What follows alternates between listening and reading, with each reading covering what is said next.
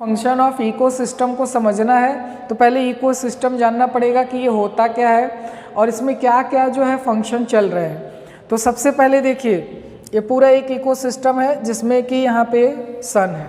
सन की अगर हम इस अर्थ की अगर हम बात करें ना तो जो अल्टीमेट सोर्स ऑफ एनर्जी है वो सन है, जो कि सोलर एनर्जी प्रोवाइड करता है, रेडिएंट एनर्जी प्रोवाइड करता है। इसी एनर्जी के कारण इस अर्थ पे लाइफ पॉसिबल है, क्योंकि इसी से जो है प्लांट को प्रोड्यूसर कहा जाता है। प्रोड्यूसर क्यों कहा जा रहा है? क्योंकि ये लाइट के प्रेजेंस में फोटोसिंथेसिस करते हैं और फूड मटेरियल बनाते हैं।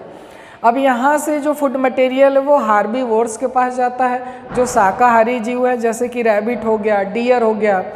इनको जो है कोई कार्निवोर्स खा जाएगा, मांसाहारी जीव खा जाएगा। तो जो एनर्जी है, जो सोलर एनर्जी प्लांट के पास आया था, वहाँ से ऑर्गेनिक मैटर बने, फिर उसको जो है हार्बीवोरस ने क्या किया, अपटेक कर लिया, हार्बीवोरस से कार्निवोरस के पास चला गया। यानी ये जो फूड मटेरियल है वो एक ट्रॉपिक लेवल से या एक ऑर्गेनिज्म से दूसरे ऑर्गेनिज्म में ट्रांसफ़र हो रहा है।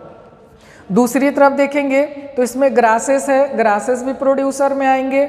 और यहाँ पे देखेंगे कि जो ग्रासेस है उनको खाने के लिए डिफरेंट टाइप्स के इंसेक्ट होते हैं, जैसे कि ग्रास हॉपर हो गया। ये क्या करेगा? अपना भोजन ग्रासेस से लेता है।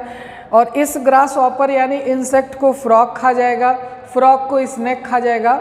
यानी इस धरती पे जितनी भी ऑर्गेनिज्म है सब एक दूसरे से जुड़े हुए हैं, चाहे वो डायरेक्टली जुड़े हो या फिर इनडायरेक्टली जुड़े हो। तो ये इकोसिस्टम हो गया।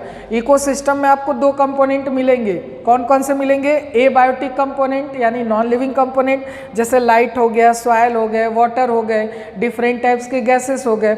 लिविंग कंपोनेंट प्रोड्यूसर हो गया, ठीक है। प्रोड्यूसर को हम लोग ऑटोट्रॉपिक ऑर्गेनिज्म भी बोलेंगे, क्योंकि ये अपना भोजन खुद से बनाते हैं। कंज्यूमर हो गया, कंज्यूमर यानी जो प्रोड्यूसर पे डिपेंड होते हैं। डिकम्पोजर हो जाएंगे, सॉइल में डिकम्पोजर होते हैं, जैसे कि बैक्टीरिया हो गए और फंजाई हो गए, ये सॉइल में होते हैं। डिकम्पोजर इनको बोलेंगे क्योंकि जो भी डेड और डिकेइंग ऑर्गेनिक मैटर होते हैं इनको ये डिकम्पोज करने का काम करते हैं।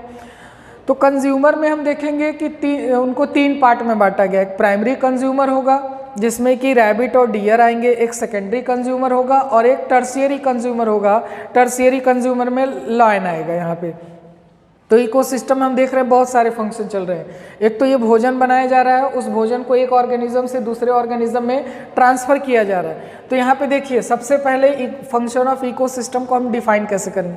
तो इस इकोसिस्टम में जितने भी कंपोनेंट होते हैं, जितने भी कंपोनेंट, चाहे वो नॉन लिविंग कंपोनेंट हो या फिर लिविंग कंपोनेंट हो, एक यूनिट के रूप में काम करते हैं। यहाँ पे तो डिफाइन किया गया है, all the components of an ecosystem function as a unit with a delicately balanced and control process। सारा प्रोसेस एक स्टेप वाइज मैनर में चलता है।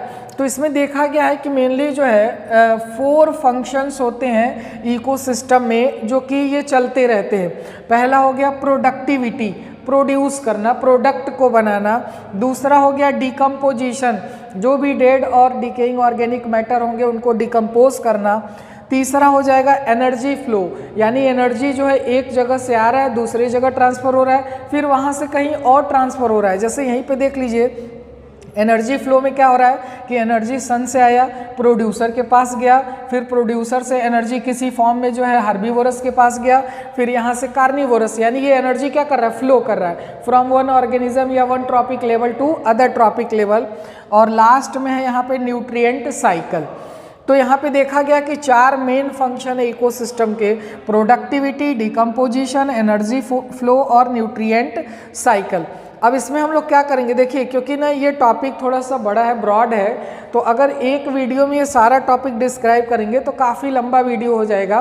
तो हम क्या करेंगे कि एक एक टॉपिक को अलग अलग डिस्क्राइब करेंगे, क्योंकि ये सभी इंपॉर्टेंट टॉपिक है। अगर आप एंट्रेंस एग्ज़ाम देते हैं आगे चल के तो इनसे क्वेश्चन बनाए जाते हैं, चाहे आप जूलॉजी में एंट्रेंस एग्ज़ाम दीजिए या फिर बॉटनी में दीजिए। तो ये ऐसा टॉपिक है जो कि दोनों में रहता है, तो इससे क्वेश्चन बनाए जाते हैं। तो नेक्स्ट वीडियो में हम जो है बनाएंगे प्रोडक्टिविटी के बारे में।